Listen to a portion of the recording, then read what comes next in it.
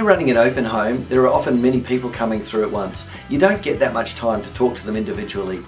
And even if you do, it's not necessarily the forum to be able to talk to them about their private situation and where they're up to in their purchasing cycle for a property. That's where the open for inspection callbacks come in. And to do this effectively, we need to have a script that covers all of the bases that need to be covered in that call, and more than that, we need to be really good at presenting that script. The conversation, as with any communication over the telephone, could take a number of turns during the course of the conversation.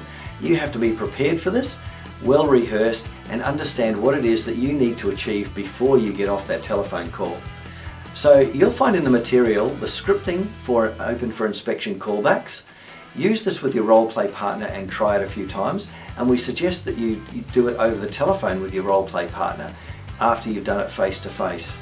Now, after you've done this call a few times, you will get proficient about it, but you also need to understand how you make the notes about the call and the feedback that you're getting from that particular potential buyer on the call. So when you're making your notes, keep track of all of the conversational key points, and then you can put those clearly into your database.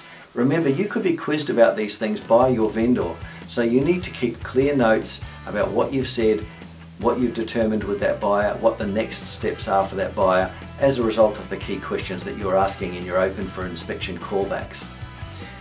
Go through the material and you'll become very good at making these calls, but more importantly, you'll understand the key bases that you have to hit in those calls to get the information that you need in this part of the transaction.